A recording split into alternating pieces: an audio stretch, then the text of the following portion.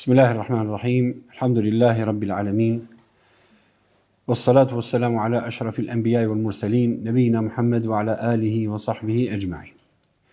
Dhe më pas, falenderojmë Allahun subhanahu wa ta'ala, atë lavdërojmë dhe jemi mirënjohës, çojmë salavat e profetin tonë Muhammedin sallallahu alaihi wasallam, familjen e tij, shokët e tij dhe gjithë ata që pasojnë me sinqeritet rrugën e tij deri në ditën e gjykimit. Alhamdulillah, jemi duke folur rreth ajeteve të surës Sad dhe pikërisht jemi tashmë në historinë e Davudit alayhis salam. Kemi folur rreth këtij profetit të nderuar, të zgjedhur, këtij adhuruesi të spikatur, që edhe vetë profeti ynë sallallahu alaihi wasallam, që padyshim është adhuruesi më i miri i Allahut xhaleshanu mes njerëzve. Padyshim që ai e përshkroi Davudin alayhis salam si adhurues, madje e merrte për shembull dhe thoshte adhurimi më i mirë është adhurimi i Davudit, namazi më i mirë është namazi i Davudit alayhis salam. Agjerimi më i mirë është agjerimi i Davudit alayhis salam. Dhe folëm rreth këtij profeti dhe thamë se çfarë veçorish i kishte dhënë Allahu subhanahu wa taala. Treguam për mënyrën se sa bukur ai falej dhe i bënte tesbih Allahu xhaleshanu me zërin e tij të bukur që e kishte dhuruar Zoti xhaleshanu. Dhe thamë që sa herë që bënte tesbih, së bashku me të bëni tesbih edhe malet dhe shpendët. Dhe Allah subhanahu wa taala i nështroi që ata t'i bashkoheshin adhurimit të Davudit alayhis salam. Sa herë që ai lavdëronte Allahun subhanahu wa taala. Dhe thamë që ai ishte një mbret i drejtë dhe durimtar, adhurues i mirë i Allahut xhaleshanu. Sot do të flasim për disa përshkrime të tjera të këtij profeti. Thotë Allahu subhanahu wa taala, ne e forcuam sundimin e tij. Wa shaddadna mulkah. Ne e forcuam sundimin e tij. Keni parasysh se Davudi alayhis salam sundonte mbi çfarë populli? Mbi popullin e bijve të Izraelit. Mbi popull i vështirë për tu sunduar edhe për tu mbajtur në hyqëm. I vështirë për tu drejtuar.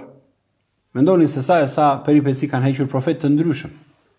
Domethënë me këtë popull. Për të kuptuar se çfarë niveli ishte, domethënë ajo forca e sundimit të Davudit alayhis salam. Pra Allahu subhanahu wa taala thotë ne forcuam sundimin e tij. Të meditojmë pak në këtë sundim si e forcoi Allahu xhaleshanu. Me shpresën e Allahut që edhe ne të marrim mësim. Sepse në një farë mënyrë, domethënë jo të gjithë do të jenë sundues mbi popull, ose mbi një shtet ose mbi një mbretëri të themi. Por njerëzit mund të jenë themi sundues dhe udhëheqës në familjen e tyre, në xhaminë e tyre, pra një imam në xhaminë e tij është një udhëheqës. Dhe pse jo, këto cilësi që domethënë përmenden dhe i ishin dhënë Davudit alayhis salam, përse të mos i ketë edhe çdo udhëheqës, edhe ai të arrijë hajër dhe mirësi të madhe, domethënë në udhëheqjen e tij. Çdo thotë ne i forcuam sundimin e tij. I dham një pushtet të plotë dhe gjithçka për të cilën kanë nevojë mbretërit dhe sundimtarët. Kjo shprehje përmbledh në vetë kuptimin e pushtetit të plotë, autoritetit të qëndrueshëm dhe sistemit të drejtë që kishte krijuar tashmë Davudi alayhis salam në vendin e tij, mbretërinë e tij. Forcimi i sundimit të Davudit alayhis salam nënkupton se Allahu subhanahu wa taala i dha atij gjithçka që i nevojitet një mbreti për të drejtuar me dinjitet dhe efikasitet, që të jetë i saktë në drejtimin e tij. Kjo përfshin disa shtylla kryesore. Pra, kur themi që ja forcoi pushtetin, me çfarë ja forcoi pushtetin? Le të meditojmë pak çfarë kanë thënë dietarët në lidhje me këto shtylla të forcimit të pushtetit të dikujt. E para vëllezërit e mi, forcën materiale dhe ushtarake. Forca materiale dhe ushtarake është nga shtyllat themelore të çdo sundimi të qëndrueshëm. Pra, përveç e tham atë faktin domethënë që ishte adhurues dhe këtë e përmendëm në mësimet e shkuara, por po flasim nga ana e dynjas tashmë. Nëse dikush kërkon që të ketë një sundim të fortë dhe të drejtë. Nëse njeriu ka vetëm forcën e diturisë dhe urtësinë, por nuk ka këto aspekte të tjera që do i përmendim, nuk është e mundur që ai të udhëheqë. Dhe duhet të bashkohen të gjitha në mënyrë që të krijohet mundësia për udhëheqje të drejtë dhe të fortë. Edhe një herë, forcën materiale dhe ushtarake. Ashtu siç njeriu ruan derin dhe shtëpinë e tij me mjete mbrojtëse, po kështu edhe një shtet apo një mbretëri nuk mund të mbijetojë pa një strukturë të fortë që garanton sigurinë e jashtme dhe të brendshme. Daudi alayhis salam u dallua pikërisht në këtë aspekt. Allahu subhanahu wa taala i mësoi atij artin e përpunimit të hekurit. Siç thuhet në ajete të tjera në sure të tjera në Kur'an ku përmend Daudin alayhis salam, "U'allamnahu san'ata labusin lakum lituhsinakum min ba'sikum." Pra ja mësuam atij thot prodhimin domethënë e parzmoreve dhe disa mjeteve ushtarake. Ja mësuam Daudit alayhis salam. Dhe në fakt subhanallahu Daudi alayhis salam ta dini që jetonte me dirsën e ballit dhe me punën e dorës së tij. Ishte mbret, subhanallahu, mbretëronte. Kish gjithë depot në dorën e tij ishin, subhanallahu. Por sa ai nxirrte fitimin e tij dhe jetën e tij duke punuar parzmore vetë me dorën e tij, subhanallahu. Mbret, i cili ishte i shquar për prodhimin e armëve, edhe të mjeteve të armatimit. San'ata labusin. Dhe thot Allahu në ajetin tjetër, "Wa alanna lahu al-hadid." Dhe ja zbutëm atij hekurin thot. Disa thonë që subhanallahu ja zbuti Zoti hekurin sa që me dorën e tij e përpunonte si të ishte plastelin. Si të ishte balt. Argjil. Ja lehtësoi Allahu xhaleshan. Pa kjo ai punonte duke prodhuar pa parzmore dhe këto mjete që tham ushtarake me dorën e tij, Daudi alayhis salam. Pra duke dhënë aftësinë të krijonte mburoja dhe armë të qëndrueshme për mbrojtje thot. Wa alanna lahu al-hadid, në surën Saba pa edhe një herë ja zbutëm atij hekurin. Allahu subhanahu wa taala. Ky detaj i përmendur në Kur'an nuk është thjesht një përshkrim teknik të themi, i dham pushtet, i dham forcë dhe armë, jo kujdesej ai për armët. I punonte me shumë kujdes. Domethënë kujdesi për armatim. Edhe muslimanët, a nuk ka thënë Allahu xhaleshan në Kur'an, muslimanët asnjë nuk duhet të jenë të pavëmendshëm, pra një shtet që ka musliman, një udhëheqës musliman themi. Kur nuk duhet të jetë i pavëmendshëm ndaj kësaj lloji forceje. Forcës materiale, forcës armatimit, forcës mbrojtjes. Këto janë të domosdoshme. Mbase mund të mos ketë mundësi njeriu që të bëj shumë themi, domethënë përgatitje së natyre, por ai sa të kesh mundësi. Prandaj Allahu xhaleshan çfarë thon në Kur'an? Wa a'iddu lahum mastata'tum min quwwatin wa min ribatil khayl. Turhibuna bihi aduwakum, aduwallahu aduwakum. Përgatituni kundër tyre thot me forcë, quwwatin wa min ribatil khayl. E ka shpjeguar profeti sallallahu alaihi wasallam këtë ajet, pra me armatim, me forcë, me stërvitje ushtarake, pra një shtet, një vend musliman kurse si nuk duhet të jeti i pavëmendshëm në këtyre aspekteve. Se armiku nuk të vjen vetëm me ideologji, nuk të vjen vetëm me fjalë, por se të vjen edhe me forcë fizike dhe ushtarake. Pra duhet muslimanët të jenë asnjëherë mos e heqin vëmendjen nga ky aspekt. Ky detaj i përmendur në Kur'an nuk është thjesht një përshkrim, por shenja urtësisë Allahu xhaleshano. Tregon se Zoti i jep pushtet të bekuar dhe mjetet praktike për ta mbrojtur drejtsinë e tij. Dhe na jep edhe në shembull që çdo udhëheqës i urtë musliman të jetë i kujdesshëm në të tilla aspekte. Përveç kësaj, Daudi alayhis salam u bë shembull i sundimtarit që bashkon fuqinë fizike dhe përulësinë shpirtërore. Duke përdorur forcën jo për shtypje, po për mbrojtjen e të drejtës. Ushtria e tij ishte disiplinuar dhe organizuar, e ndërtuar mbi parimin e rendit, besimit dhe përkushtimit, jo thjesht mbi numra dhe armë. Dhe ky një aspekt tjetër. Pra ti mund të kesh armatim, po duhet të kesh dhe burra, të cilët i ke përgatitur për të çështje.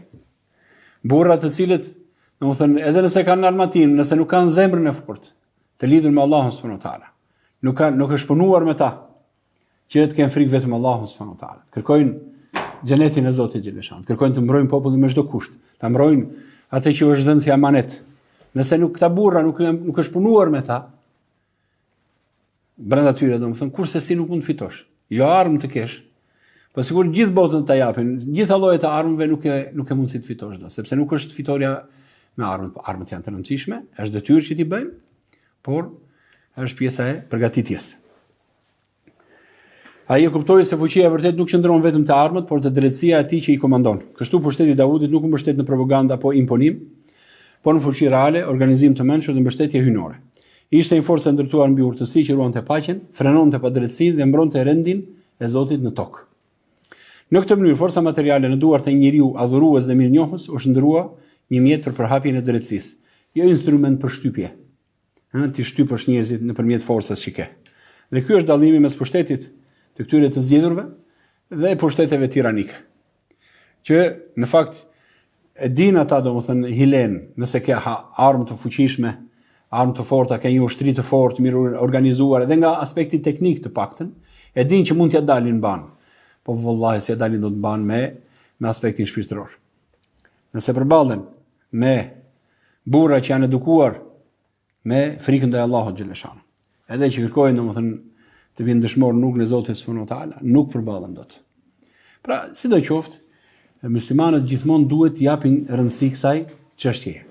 Do themi ne nuk kemi shtet, themi musliman. Themi ose të kemi shtet që të jetë udhëheci i drejtë, ashtu si duhet.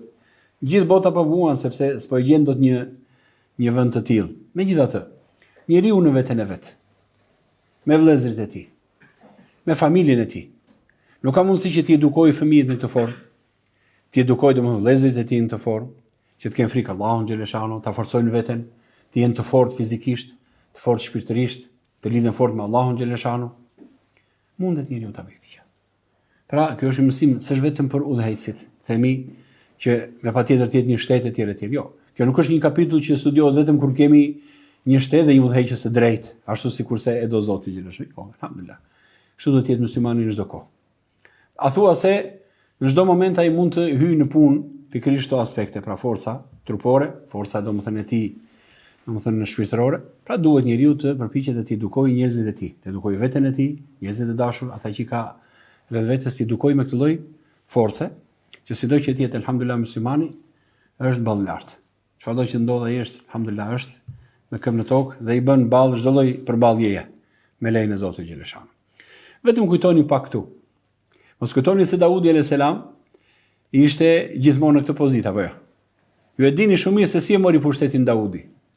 Dhe kujtoni faktin që një ushtri e vogël me atë mbret që vendosi profeti i tyre, Shemuni, ju vendosi një mbret që ishte Taluti, pas peripecive të shumta dhe dezertimeve nga Ben Israilit, që dezertuan shumë gjatë rrugës kur vajtën të përballeshin me Xhalutin dhe ushtrinë e tij, gjigant, të fuqishëm. I vetmi që doli që të përballej me Xhalutin ishte Daudi. E kuptoni? Domethënë se si u afirmua forca e Daudit alayhis salam. Domethënë ai doli si mbret i fuqishëm edhe udhëheqës, edhe e tregoi veten jo thjesht domethënë me zgjedhje. Jo, me zgjedhje parlamentare apo me këto mënyra me votimet e lloj-lloj domethënë grupeve edhe grupacioneve. Wallahi e fitoi atë me burri. Në duel doli me gigantin fuqishëm. S'kishte asnjë shans të fitonte sipas gjasave që shikonin njerëzit. I vogël në trup, i shkurtër. Ai është gjigant, i sprovuar. Kush dilte para Xhalutit? Askush nuk pati guximin në ushtrinë e Talutit, mes besimtarëve dilte doli Daudi alayhis salam. Pra do të them që ky burr, ashtu siç ishte vetë edukuar, u edukua me këtë forcë, ashtu edukonte edhe elhamdulillah dhe ushtrinë e tij. Edukonte edhe gjithë, domethënë ata burra me të cilët e mbante atë pushtet. Se dinte shumë domos se ku qëndron sekreti. Padyshim se mos e di kur ai është profeti i Allahut. E uzoi Zoti subhanahu wa taala. Prandaj edhe Allahu xhaleshano i jep këtë shembull profetit sallallahu alaihi wasallam. E jep Daudin alayhis salam si shembull që ai, sepse ai profeti do të jetë udhëheci i muslimanëve, madje pasardhësit e tij do të jenë udhëhecit e botës. Edhe ashtu vazhdoi për 1300 vjet vëllezërit e mi. Edhe pse një kohë e shkurtër tashmë një lloj fraksioni kohe e shkurtër, po vallahi do kthehet prapë ashtu siç ishte. Me lejen e Allahut xhaleshano. Pse se e ka bërë Zoti që kjo botë të adhurojë Allahun xhaleshano. Edhe njerëzit kthehen pra në drejtësi. Por patjetër që duhet këta burra duhet punosh me veten tënde me gjithë ata që i ke rreth rrotull. Një ushtri nuk ndërtohet vetëm me hekur dhe mburoja, por me dije, disiplinë dhe moral të lartë. Përgatitja ushtarake është urdhër për mbrojtjen e të drejtës dhe ruajtjen e sigurisë së shoqërisë. Ndërsa përgatitja morale siguron që kjo fuqi të mos devijojë edhe të shndërrohet në shtypje dhe padrejtësi. Forcë pa iman, pa dije, është tirani. Është destinuar, zullum. Ndërsa adhurim, punë të mira, dituri pa forcë, është, domethënë, themi ngushtim dhe mbyllje në vetvete. Pra do të punojë njerëzit në gjitha drejtimet. Dhe kjo është, domethënë, kjo është natyra e ummetit të muslimanëve. Në çdo kohë, në çdo vend do të punojnë se s'bën këto dy drejtime. Fuqizohen në të gjitha aspektet. edhe në aspektin, domethënë e fetar dhe diturisë, edhe në aspektin e përgatitjes materiale, fizike, ushtarake në të gjitha aspektet. Pra duhet muslimanat të jenë të aftë. Kështu profeti si Davudi alayhis salam ja kuptuan se mbrojtja e fesë dhe popullit kërkon një balancë të përkryer mes forcës dhe besimit, që shpata të ngrihet vetëm kur e kërkon drejtësia dhe të ndalet kur stundon paqja.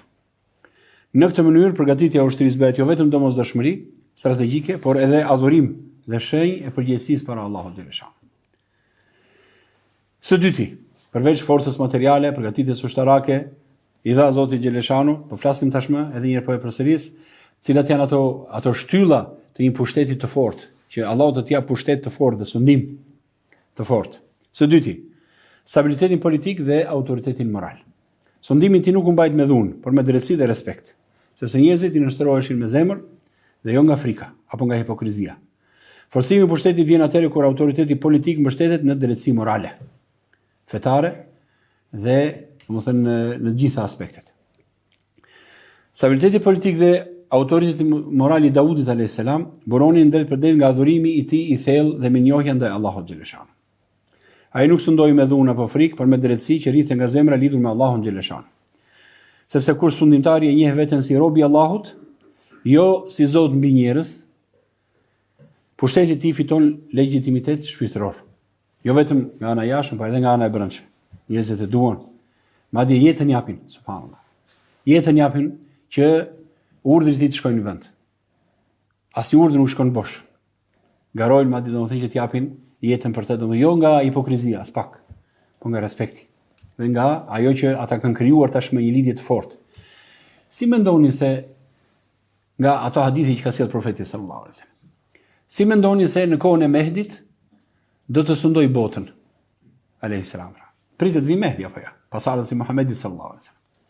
Si mendoni se do ta sundoj ai botën? Më thoni. Mos vallë do ta sundoj me një kërcitje të gishtave. Profeti sallallahu alaihi wasallam se bëri në këtë formë.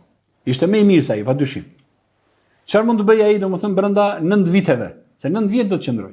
Profeti qëndroi 23 vjet sallallahu alaihi wasallam. Dhe punoi me njerëzit. Mendon se Mehdi do ta bëj këtë domethënë me një forcë kështu verbale? Vallahi ta bëj me burra. Dhe ata burra ndërkohë Umeti Muhamedi sallallahu alaihi wasallam ndërkohë ka punuar fort. Para se të vijej, ka punuar fort. Për çfarë? Forcojnë zemrat. Forcojnë çfarë? Besimin, trupin, në të gjitha aspektet. Të forcohen dhe të fuqizohen. Në momentin që domethënë ka mbetë duan një udhëheqës, i cili rreth të cilit të mblidhen dhe të fuqizohen dhe të adhurojnë Allahun subhanahu wa taala, atëherë alhamdulillah si Zoti vet. Dhe alhamdulillah në këtë formë do të sundojë ai. Se si do të sundojë vëllezërit e mi? Edhe një herë përsëris nuk sundon thjesht me, domethënë me në formë, domethënë kështu, si me magji, Allahu musta'an. Por sepse njerëzit do ta duan, zemrat e tyre do ta duan fort, do t'i binden dhe do zbatojnë atë që i urdhëron me urtësinë e tij që t'i jap Allahu xhaleshan. Prandaj forcimi i pushtetit të Davudit ishte pasojë drejt për drejtë e moralit të tij si adhurues. Ai që e përkul veten para Zotit, Allahu e përkul zemrat e njerëzve para tij. Kështu autoriteti politik u bë pasurimi i drejtësisë morale dhe mbretëria e tij u mbështeti jo në forcë, por në devotshmëri dhe falënderim ndaj Allahut xhaleshan. Po aq i rëndësishëm sa përgatitja ushtarake është edhe kujdesi për fen dhe moralin e popullit. Tham domethënë që ishte i përgatitur në të gjithë këto aspekte që përmendëm. Pra në përgatitjen ushtarake, në armatim, madje edhe në ushtrinë e tij dhe njerëzit me të cilët ai sundonte dhe luftonte, që ishte ushtria. Po ushtria s'është i gjithë populli. Nëse ke gjithë ushtrinë dhe popullin e ke të mbrapsht, i cili as beson, atëherë kjo është prap një sundim tiranik për ata, se nuk është ashtu për në të vërtetë. Do të punuar me popullin. Nuk mund të vi pushteti thjesht ta marr vetëm të marr një grup njerëzish ushtrie që do luftojmë, ta marrin pushtetin me dhunë, ndërkohë që populli as nuk e njeh kush është besimi, kush është Zoti, çfarë kërkohet prej tyre. Pra, patjetër që ka punuar Davudi alayhis salam me popullin, subhanallahu. Siç punon çdo lloj profeti. Çdo profet ka ardhur. Dhe ka punuar, se s'bën, ka punuar domethënë edhe me popullin për të përhapur diturinë, për hapur fenë Allahut xhaleshan. Për të bërë të kuptojnë që elhamdulillah drejtësia është ajo që kërkohet. Pa aq e rëndësishme sa përgatitja ushtarake, është edhe kujdesi për fenë dhe moralin e popullit. Sepse një shtet nuk qëndron vetëm mbi forcën e armëve, por mbi dritën e besimit që ndriçon zemrat e njerëzve, të popullit. Daudi a.s. e kuptoi se drejtësia e qëndrueshme kërkon një popull të edukuar me iman të pastër, me ndjesi të fortë, përgjegjësi ndaj Zotit. Prandaj përveç ushtrisë, ai ndërtoi edhe një sistem të organizuar edukimi shpirtëror dhe moral, subhanallah, duke përzgjedhur burra të urtë, dietarë që ta përçonin besimin në zemrat e njerëzve, dhe të arritnin gjeneratë mbi devotshmëri, ndershmëri dhe dashuri për të vërtetën.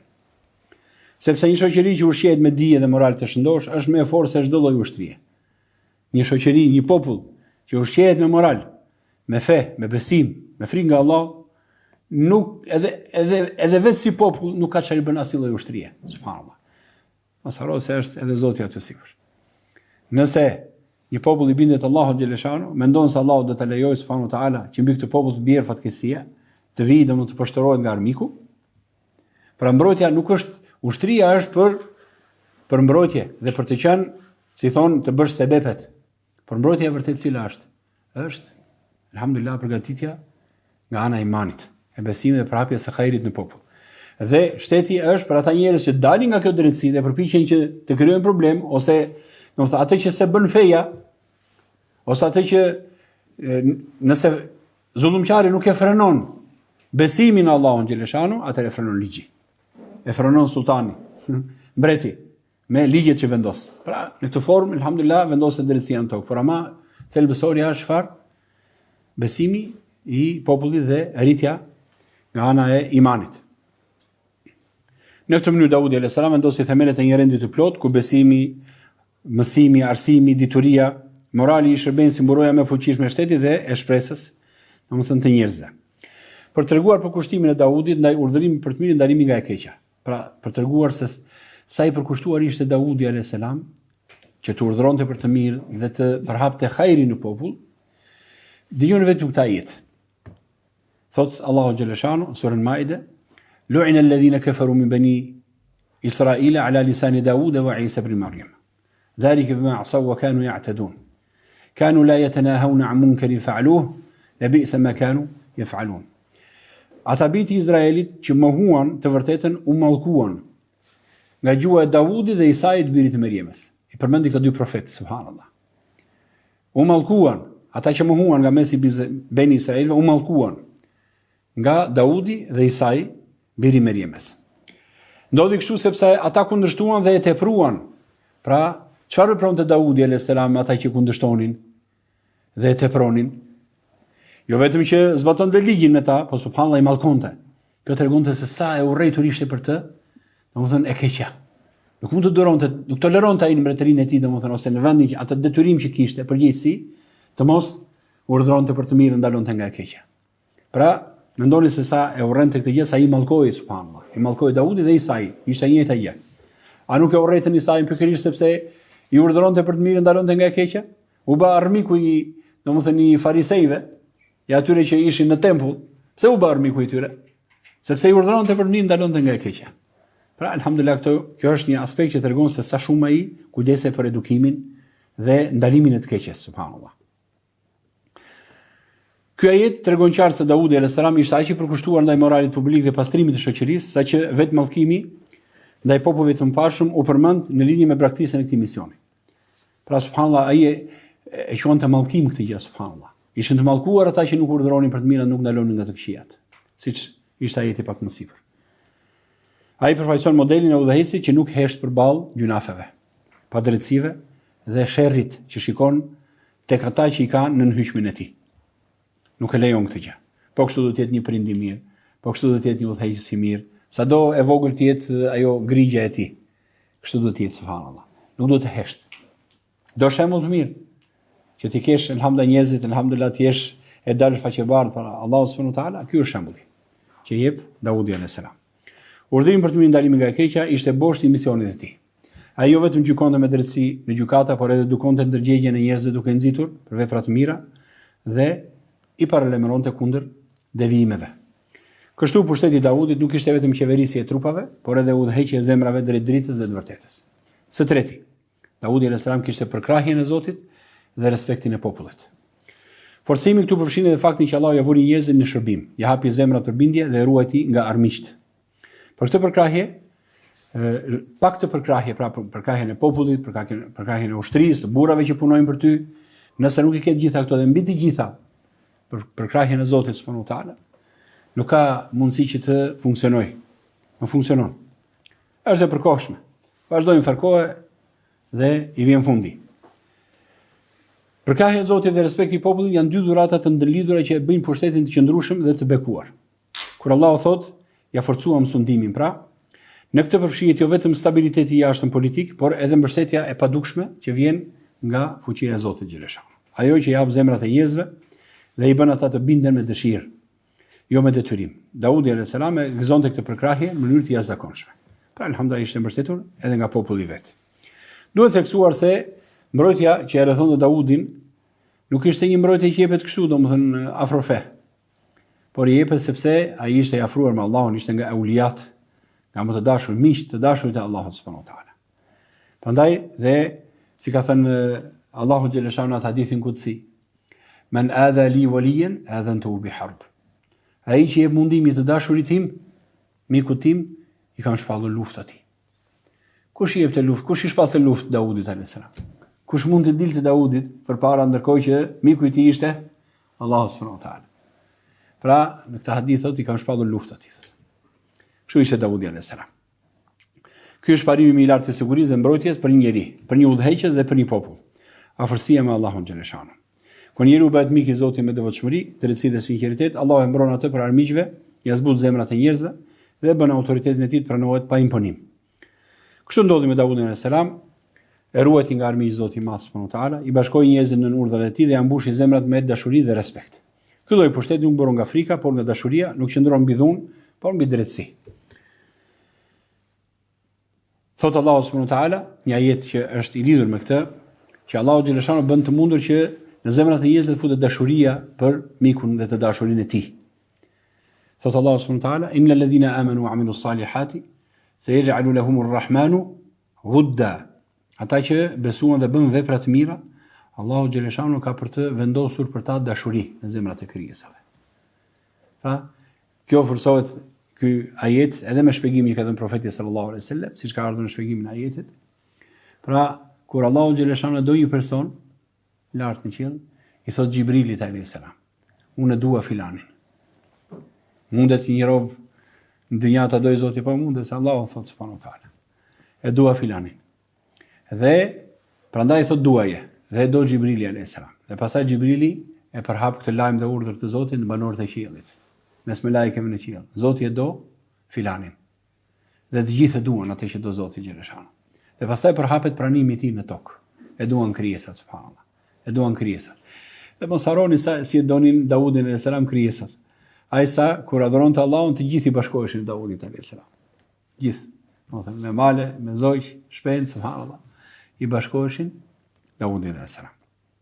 Ky është ligji, ka vendosur Allahu xhaleshano, nuk ndryshon. Dashuria e popullit dhe mbrojtja ndaj armiqve fitohet përmes miqësisë dhe dashurisë për Allahun subhanahu wa taala. Ky parim është i përjetshëm, i vazhdueshëm, nuk është vetëm për profetët.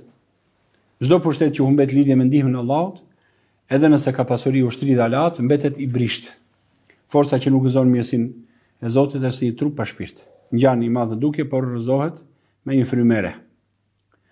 Ndërsa pushteti që gëzon ndihmën e Zotit dhe dashurinë e njerëzve si ai Daudit është i qëndrueshëm, i ndriçuar dhe frymëzues, sepse në të përzihet drita e besimit me dritën e veprës. Më pas, thot Allahu subhanahu wa taala, pasi tregoi që ja fuqizoi pra edhe një herë pushtetin e tij, thot dhe i dham atij urtësinë. El hikma. I dhuruam hikmen të rast çfarë është profecia. Pra përveç që i dha urtësi dhe ato që vinë tash më pas, pra është edhe profecia. Ai ishte profet i zgjedhur. Padyshim që niveli i Daudit alayhis salam ishte, domethënë në nivelet më të larta. Ai është ndër njerëzit që kanë sunduar me drejtësi. Dhe vërtet janë të zgjedhur në këtë aspekt. Pra është profecia. Profecia është dhurata më e lartë që mund të jepet njeriu. Ajo nuk fitohet me mund, pasuri apo pozit, por është zgjedhje e pastër nga vetë Zoti xhaleshano. Allah zgjodhi Daudin alayhis salam jo thjesht si mbret, por si një profet dhe udhëheqës shpirtëror që drejtonte njerëzit jo vetëm me ligje, por me dritë dhe domethënë me urtësi, edhe me shpallje nga Zoti i Gjeleshanu. Profetët nuk janë si mbretërit e zakonshëm, ata sundojnë me shpallje, jo me ambicie, dhe autoriteti i tyre nuk lind nga frika e njerëzve, por nga besimi i tyre. Profecia bashkon dijen, shpalljen dhe udhëzimin, duke bërë sundimtar një përfaqësues të drejtë të Zotit në tokë. Gjithashtu, Zoti i dha atë që quhet pra mençuri. Përveç profecisë është edhe hikme për përfshin dhe çfarë, edhe mençurinë dhe disa gjëra të tjera. Pra hikme është përzierje e disa çështjeve. E para ishte profecia që ia dha Daudi alayhis salam, e pastaj është mençuria. Mençuria është dhurata për të kuptuar thelbin e gjërave, për të gjykuar me maturi dhe për të vlerësuar me drejtësi. Allahu ia dha Daudit mençurinë që buron nga drita e shpalljes, nga shpallja e Zotit, jo vetëm nga përvoja njerëzore. Kjo mençuri e bëri atë të aftë, të drejtonte me drejtësi, të zgjidhte çështjet e ndërlikuara dhe të kuptonte arsyeën e fshehur pas ligjeve të Zotit Gjeleshanu. Profetët janë të mençur jo vetëm në politikë apo gjykim, por në rrugtimin e shpirtit njerëzor. Ata njohin natyrën e njeriu, dobësitë e tij dhe mënyrën më të urtë për ta udhëzuar njeriu. Ja kështu ishin profetët. Dhe në fakt kjo një pjesë të kësaj urtësie e zotrojnë edhe njerëzit e dijes, edhe muslimani është i urtë dhe duhet të jetë i tillë, që elhamdullah të udhëzojë njerëzit në hajër dhe në rrugën e të mirës. Kështu mençuria e Daudit ishte shenjë zgjedhjes, domethënë të tij, sepse Allahu ja jep hikmen vetëm atyre që i do. Pra është vetë Zoti që ia dha urtësinë. Si thot Allahu në Kur'an, "Wa man utiya al-hikmata faqad utiya khayran kathira." Ati që është dhënë urtësia, i është dhënë mirësi e madhe. Gjithashtu edhe zgjuarësia dhe mprehtësia, do ta mbyllim me këto dyja inshallah. Zgjuarësia edhe dheka, pra zgjuarësia është dhurata për të kuptuar shpejt, për të ndier drejt dhe për të vepruar me intuit të kthjellët. Zgjuarësia e Daudit nuk ishte zgjuarësi dinake apo themi politike vetëm, por zgjuarësi e ndriçuar nga frika dhe dashuria për Allahun xhaleshanu. Me këtë zgjuarësi ai ishte në gjendje të kuptonte menjëherë thelbin e problemeve, të lexonte njerëzit dhe rrethanat dhe të zbatonte drejtësinë pa hezitim. Profetët kanë një zgjuarësi të veçantë sepse mendja e tyre është e lidhur me shpalljen, arsyetimi i tyre ushqehet nga drita e Zotit, jo nga egoizmi apo nga epshet e momentit. Kështu zgjuarësia e Daudit ishte një pasurim i urtësisë profetike që bashkon shpejtësinë e mendimit dhe thellësinë e kuptimit. Dhe tjetra është mprehtësia, el fitna.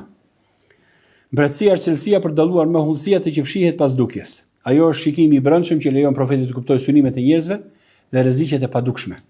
Pra është i aftë të hetojë dhe të rrëmojë thellë, domethënë në analizën e çështjeve. Kjo është fitna dhe është domethënë shkathësia e të menduarit subhanallahu.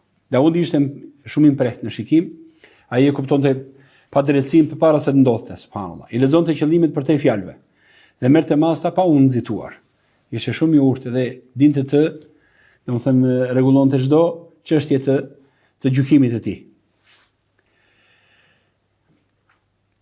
Kjo mprehtësi është dhuratë profetike, sepse vetëm ata që janë ndriçuar nga Zoti mund ta shohin me qartësi përtej perdeve të dukshme të realitetit. Në rastin e Daudit alayhis salam, kjo mprehtësi shfaqej në gjykimet e tij të mençura dhe në aftësinë për të dalluar të vërtetën, edhe kur ajo ishte e fshehur. Pra këto ishin disa dhurata që ia dha Zoti xhaleshanu kujt Daudit alayhis salam. E kuptuam për ta mbyllur pra këtë mësim, se çdo thotë që Allahu të ta forcojë pushtetin. Çdo thotë që të udhëhiqet me drejtësi në një popull. Janë shumë faktorë që hyjnë në punë. Nuk është vetëm domethënë them devotshmëria e udhëheqësit dhe lidhja e tij e fortë me Zotin xhaleshanu, por edhe përgatitjet e tjera, do të ketë dhe burra, të cilët do ta mbështesin. Edhe ky do të punojë me burra, do të punojë me popullin, do të ketë njerëz të cilët punojnë si një popull i gjithë. Nuk punon vetëm një njeri, nuk është në këtë formë. Nuk vjen në këtë formë domethënë hajri. Prandaj e mira që të vijë domethënë të kthehet hajri, do të punojë i gjithë ummeti subhanallahu. Në çdo shoqëri, secila shoqëri të punojnë veten e saj. Dhe të arrijë hajrin. Domethënë detyra më e thjeshtë që na bie secilën nga ne cila është, puno me veten tënde, alhamdulillah. Puno me familjen tënde, mësoj ata që kanë në vete, mëso gruan, mëso fëmijët e tu, mëso vëllezërit, motrat, njerëzit që ke afër, miq dhe shokë që të dëgjojnë, që të adhurojnë Allahun, të jenë të devotshëm, po edhe të forcohen në të gjitha aspektet siç folëm. Alhamdulillah, një shoqëri e tillë, edhe pse nuk kanë një marrëveshje tashmë mes vetes, se nuk ekziston një shtet i tillë ose një udhëheqës i drejtë dhe model, por megjithatë ata njerëz alhamdulillah janë në zemrat e tyre janë të bashkuar inshallah.